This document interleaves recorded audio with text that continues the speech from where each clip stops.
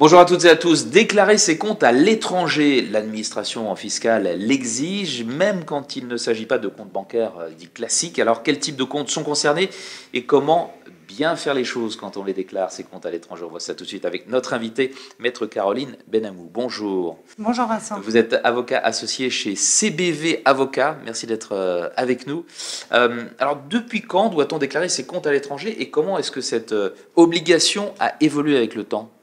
Alors, on pourrait penser que l'obligation de déclaration des comptes à l'étranger est apparue au moment des listings HSBC en 2009, mais il n'en est rien. En fait, c'est une obligation bien plus ancienne, puisque l'article 1649A date de 1980, et l'obligation de déclaration des comptes à l'étranger telle qu'on la connaît aujourd'hui date de 1990. D'accord. Donc, il y a eu plusieurs étapes. Exactement. Ouais. Donc concrètement, cela concerne à la fois les comptes de type bancaire classique, compte épargne, compte courant, mais également les contrats d'assurance vie ou encore les comptes de cryptoactifs, donc les comptes d'actifs numériques. Ça, c'est beaucoup plus récent, bien entendu. 2020, les contrats d'assurance vie ou encore les contrats de capitalisation qu'on a pu souscrire auprès d'un organisme situé à l'étranger. Comment déclarer son ou ses comptes à l'étranger?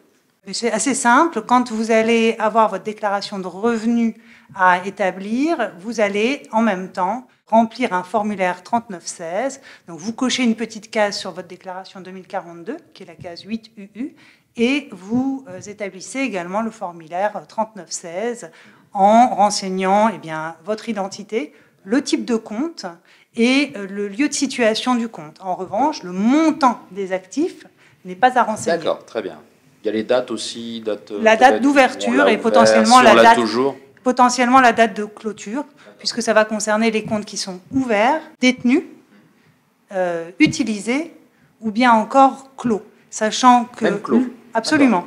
Sachant que détenus, ça n'est que depuis 2019. Avant, les comptes inactifs n'avaient pas besoin d'être déclarés. D'accord. Alors, si l'on voit que le questionnaire est précoché sur le site des impôts, qu'est-ce que ça veut dire? Ça peut être bon signe ou pas. Donc, mauvais signe, sachez que l'administration fiscale a un fichier des comptes des résidents fiscaux de France, donc des comptes étrangers. Depuis 2009, c'est le fichier EvaFisc. Donc, potentiellement, l'administration fiscale a connaissance de l'un de vos comptes. Vous ne l'avez pas encore déclaré. Autre possibilité, il s'agit tout simplement d'un compte de type PayPal. Donc, dans ce cas-là, vous n'avez pas besoin de le déclarer. Dès lors que le compte est adossé à un compte français, qu'il ne sert qu'à faire des paiements ou à recevoir le produit de vente, mais inférieur à 10 000 euros annuels, vous n'avez pas besoin de le déclarer. D'accord. Alors justement, quelles sont les sanctions si on ne déclare rien ou pas comme il faut? Alors, première sanction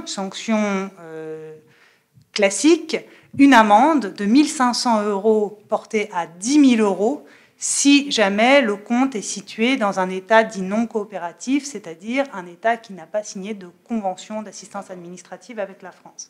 Maintenant, le principe, c'est une majoration de 80% des droits dus sur les sommes qui sont situées sur ces comptes. Donc, s'il y a une imposition des sommes sur les comptes situés à l'étranger, majoration de 80% des dites sommes. D'accord. On a le droit à l'erreur ou pas, dans un premier temps? Oui. Vous avez le droit à l'erreur. Le fameux OUPS, voilà, qui est toujours présent sur le site des impôts. Merci beaucoup, Maître, d'avoir fait le tour avec nous de cette question de la déclaration des comptes à l'étranger. Maître Caroline Benamou, avocat associé chez CBV Avocats. Au revoir. Merci à vous. Au revoir.